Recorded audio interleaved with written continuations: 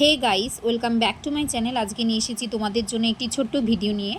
তোমরা থাম্বনেল থেকে অবশ্যই বুঝতে পেরে গেছো আমি কোন ভিডিও নিয়ে তোমাদের সাথে আলোচনা করব। হ্যাঁ, 2024 সালে যে দুর্গাপূজা বাঙালির শ্রেষ্ঠ উৎসব, সেই শ্রেষ্ঠ উৎসবে দেবী দুর্গা কিসে আসছেন এবং কিসে তিনি বিদায় নেবেন এবং এর প্রভাব কি পড়বে, ভালো না খারাপ, সেই নিয়ে তোমাদের সাথে আলোচনা করব। তবে শোনো, বাঙালির এই দুর্গাপূজা হচ্ছে শ্রেষ্ঠ উৎসব।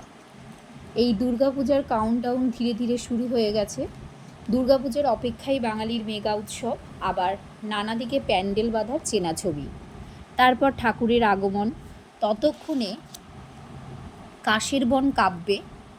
ফসলের সকালে একজন বাঙালি জেগে উঠবে মহালয়ার ত্রস্ত শুনতে। মন ছুঁয়ে যাওয়া পর্যন্ত মাত্র এক মাসও নেই। এদিকে 2024 সালের দুর্গাপূজার মা দুর্গার আগমন এবং প্রস্থানের চারপাশের প্রভাব, পঞ্জিকা মতের দিকে নজর দেওয়া যাক। নজর দিলে কি দেখা যাচ্ছে না, 2024 সালের দুর্গাপূজার সময় মা দুর্গার আগমন এবং যাওয়া নিয়ে কী প্রভাব ফেলবে। তবে তার আগে আমি তোমাদের বলবো যে দুর্গাপূজার কোন দিন কি পড়েছে।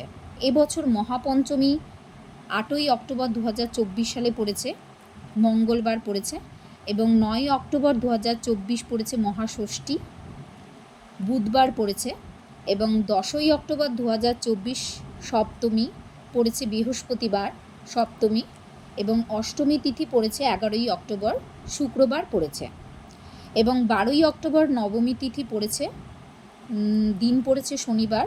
তারপর আসছে দশমী অর্থাৎ বিজয়া তিথি, সেটি পড়েছে 13ই অক্টোবর রবিবার।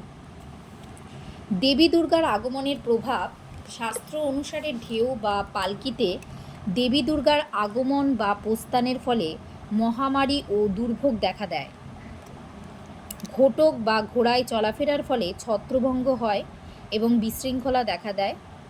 নৌকায় দেবীর আগমন বা প্রস্থানে ধরা বসুন্ধরা সবুজ হয়ে ওঠে, অর্থাৎ শস্যে পরিপূর্ণ হয়ে ওঠে। এছাড়া দেবী উঠানে বা হস্তিতে থাকলেও শস্যে ভরা বসুন্ধরা রয়েছে, ফলে ভালো ফসল উৎপাদন হয় এবং ফল ভালো হয়। এবছর দেবী দুর্গা পালকিতে আসবেন। হিন্দু শাস্ত্র অনুসারে পালকিতে দেবী দুর্গার চলাচলের ফলে মহামারী ও দুর্ভোগ দেখা দেয়। দেবী দুর্গার গমন হবে 2024-এ, এই বছর যে 2024 সালে গজে অর্থাৎ হাতিতে। গজ হচ্ছে দেবীর শ্রেষ্ঠ বাহন। এর ফল হয় উঠোনে, অর্থাৎ ফলে উর্বর জমি পাওয়ার সম্ভাবনা রয়েছে এবং ফল ভালো। তবে এটা দেখা যাচ্ছে যে দেবী দুর্গা যখন আগমন হবে তখন ফল খারাপ পড়বে, এবং যখন তিনি গমন করবেন তখন ফল ভালো হবে। অর্থাৎ তিনি গমন করছেন গজে, অর্থাৎ হাতিতে। গজ যেহেতু দেবীর শ্রেষ্ঠ বাহন, তাই এই গজে যদি তিনি গমন করেন তাহলে সমস্ত তিনি বসুন্ধরাকে তিনি একদম পরিপূর্ণ করে দিয়ে যাবেন, অর্থাৎ ফসলে সব পরিপূর্ণ হয়ে উঠবে, সবুজে সবুজ ভরে উঠবে।